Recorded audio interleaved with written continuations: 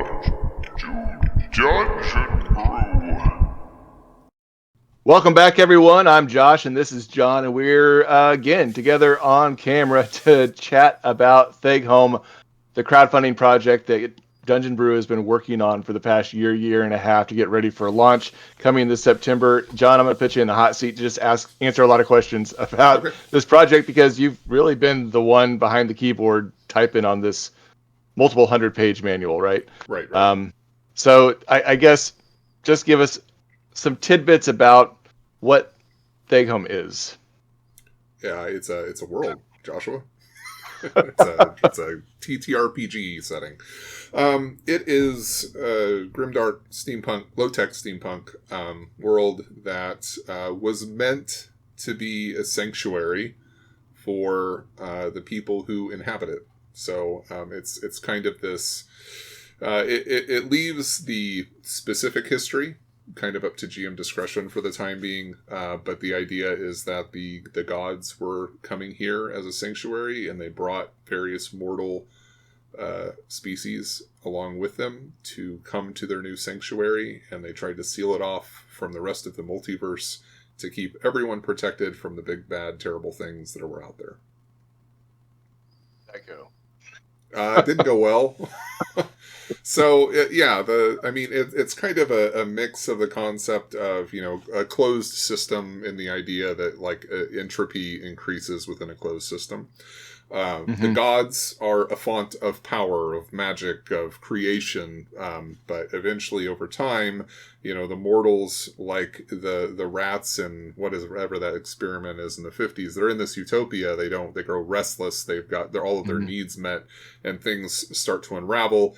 Well, the mortals start to cause the gods to become corrupted. Well, when the gods become corrupted, they no longer act as that font of power, and entropy increases because there is no longer a source of new energy within the system. So there's a couple of things that I have to dive in here because Sure. one, we're talking about the mortals that exist within this world, and Right. outside of traditional, RPGs, you've actually developed other potential species that exist here. Can you talk about those? Like, what are you going to find within this book? Sure. So we tried to go a little bit off script with this. There's obviously traditional fantasy inspiration for a number of the species that exist there, but at the same time, we wanted to make sure that they felt distinct, mostly just because we didn't want the world to feel like, a Forgotten Realms knockoff or a Dragonlance knockoff, where it's like, okay, so here's the same old thing again.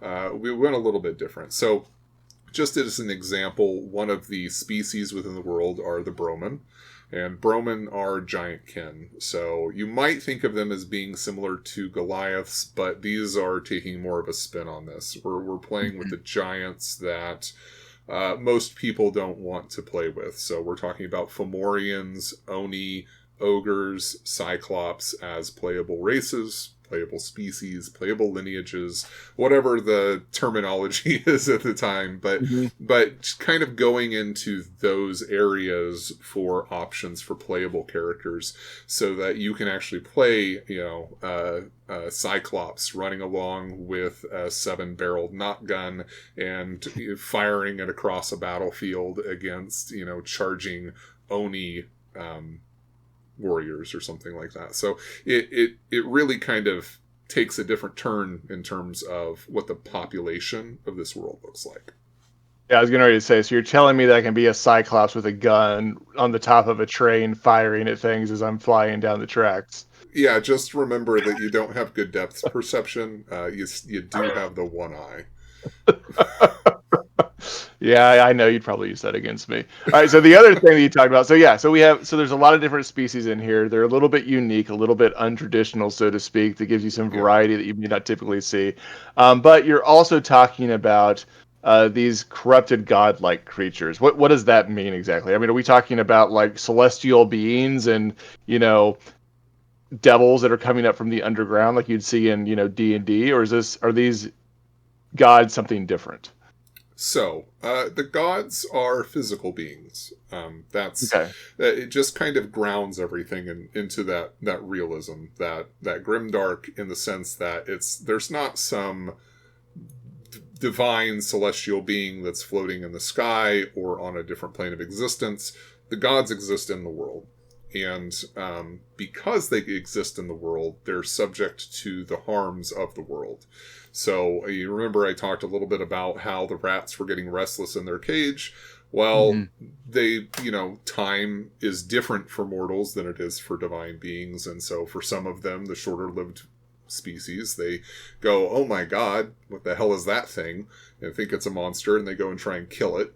Well, you can try and kill a god, and most of the time you're just going to make it angry, but these wounds that occur for many of the deities causes them to become corrupted, and the way that this manifests within the world is the Japanese idea of the corrupted or angry god, the Dheghom, and that is what is coming to exist in the world. So there were once more neutral or divine celestial beings that existed as physical entities within the world who have become corrupted, demonic, angry, vengeful, and that is not good for the people who live near them, as they continue to struggle against the violence that they themselves set into motion. There's just really one more question that I have for you that I want to capture in this video as you're talking about these gods becoming corrupted, being attacked by these mortals, that are advancing their technology. How does the industrialization itself specifically impact this? Like, is it because of the wounds of this black powder that they're inflicting, or is it just any damage that's being inflicted upon the gods? How does that industrialization piece add to their demise? So it's interesting. This is cycling back to this entropy concept. It is the snowball rolling down the hill that's continuing to gather more snow and get larger as it goes. So in the outset, there's violence done against a god, right? It becomes corrupted, and so then you have a force of chaos that exists within the world, and that chaos requires response. And so there's kind of this back and forth that occurs. One of the things that we talked about in another video was kind of how magic becomes corrupted. This is also tying into it. So the gods become more corrupted, the world becomes more entropic, magic becomes less reliable, the mortals within the world can no longer rely on magic, so they start to develop technology. The technology starts to corrupt the land through pollution and other things. This in turn causes more corruption to occur for the gods because they're becoming poisoned. And so then you create more sources of chaos within the world. And like I said, this is really what that is this spiraling chaos that just continues to develop the more that this is allowed to continue. Yeah, I love it. I mean, this is obviously something that I think that speaks to my heart. And this is something that has been developed by DungeonBrew that is primarily a 5e plus setting world that individuals can kind of dive into and go in back over on Backerkit as a crowdfunded project for our first huge release that we're utilizing. What are folks...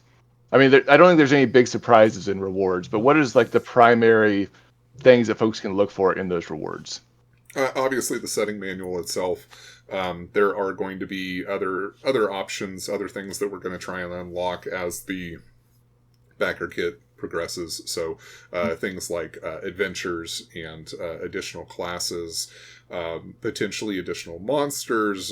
We were working with somebody for music, so there are some stretch goals out there that are definitely, I think, exciting if we can really see a lot of success there to try and bring everything to life a little bit more.